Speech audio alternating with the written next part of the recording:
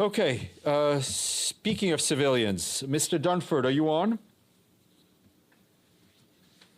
I am, Stefan. How are you? Excellent. We are well. Always happy to have somebody else take questions. So, Michael, you're joining us from Nairobi. And a quick reminder that you are the World Food Programme's Regional Director for East Africa. And looking forward to your update on the drought in the Horn of Africa. Thanks very much. And thanks very much for the opportunity to brief the press corps. I really want to highlight this evening just the severity of the drought that we are facing. The drought has already had 3 failed rainy seasons, and we are approaching the 4th. In fact, we are now halfway through it. Originally, the estimates of the number of people affected at the beginning of this year was between 13 and 14 million.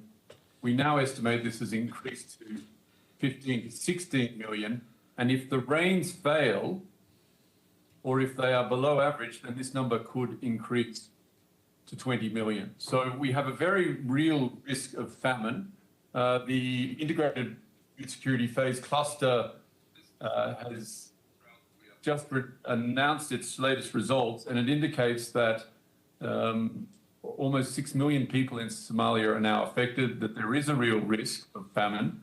1.4 million are already in emergency conditions, and there are another 81,000 people who are considered to be in IPC 5, which is either a catastrophic or famine-like conditions. So this is happening at a time when the level of food insecurity across the region has increased dramatically.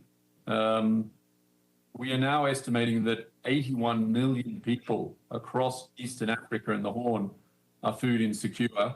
This is a 60% increase since June 2021. What's causing it? It's a combination of ongoing conflicts, and I've spoken to you previously about Tigray. It's the climate effect, it's the droughts, and also the flooding. We're also now seeing the macroeconomic impacts of COVID. Now we're seeing a spike in the cost. Some of this is related to Ukraine, as you know. Others are due to other factors such as rising fuel prices. So when I look particularly at the situation as it relates to the drought, the numbers are really very alarming. In Ethiopia, there are 7 million people who have affected. In Somalia, we estimate, as I mentioned, between 5 and 6 million, and in Kenya, 3.5 million. In fact, we even now are getting reports of drought in Djibouti. The government announced previously, and we're seeing significant numbers, up to 55% of the rural population affected by this drought. The impact of the war in Ukraine is certainly being felt, particularly with regards the impact it's having on prices and the cost of living. We estimate that wheat imports into the region account for 84% of all the wheat consumed. And as you know, Russia, Ukraine are huge contributors to these imports. We've seen an increase in the average food basket by 23% and across the region. And in some of the countries, Ethiopia it's 66%, and in Somalia it's 36%. We're also very concerned about the implications of the conflict in Ukraine as it relates to the availability and importation of fertilizer. 2 countries, Ethiopia and Sudan, make up rely on up to 90% of all their imports from these 2 countries. So we're expecting that the deterioration of the food security situation will continue. And as a result, we're really asking for the international community to step up and make funding available. As yet, we are not seeing the levels of funding required. WFP launched an appeal in January. We were asking over a 6-month period for $327 million. We've only received 64 million. That's about 20% of the overall requirement. As I stand here today, the next 6-month outlook, we're requiring up to $473 million. And the question really is, where is this money going to come from? Because without it, the the World Food Programme and other humanitarian actors are not going to be able to respond to the levels required, and people are going to die. It's as simple as that.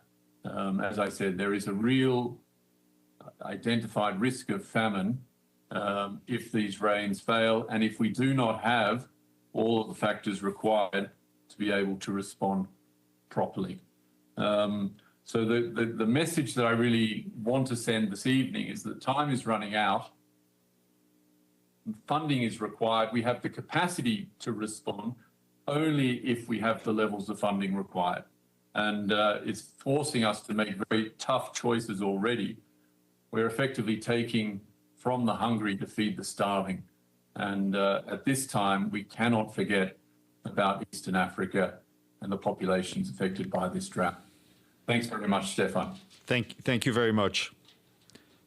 Stefano?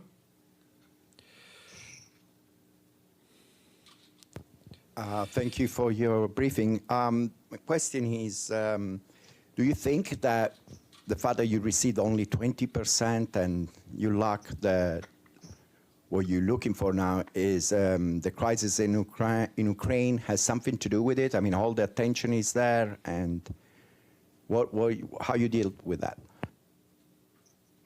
Yeah, there's no doubt that Ukraine is sucking up a lot of the attention at the moment, a lot of the oxygen, and a lot of the funding. I think Stefan mentioned at the beginning of his presentation, just the levels of funding that are being made available, rightfully, to that operation. But there is a finite amount of funding available, and unfortunately, we're not getting the levels of support required in Eastern Africa at this stage, and particularly in relation to this drought response.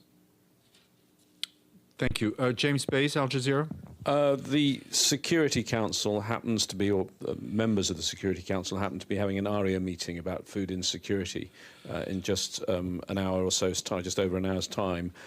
Just be very clear, what's your message to the Security Council and to the wider membership of the General Assembly right now? The message is clear, is that the situation across the region is deteriorating very quickly. We need the conflicts to end. We need investments in addressing climate change. We need funding packages and support to offset the macroeconomic impact of COVID. And we need to take all steps necessary to try and make the commodities and the other fuel items available at affordable prices. We are in a very serious situation, and my fear is that we are accelerating to something even worse. Thank you. Jen Peltz, Associated Press. Thank you for the briefing. I noticed your remark earlier about taking from the hungry to feed the starving. Can you get a little more specific?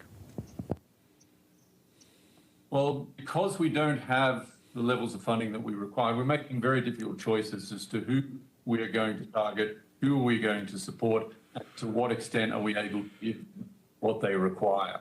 So when we first developed our plan, we wanted to support a much broader population, but because of the levels of funding, we're really having to feed the most vulnerable, those who are now in IPC levels 4 and 5, and many who are deserving simply are going without. Alternatively, we are having to downsize some of the nutrition programs, the preventative programs that are targeting the most vulnerable children, the under 5s, the pregnant lactating women, because we need to now move very much towards life-saving activities and ensure that minimum requirements are given to the most vulnerable.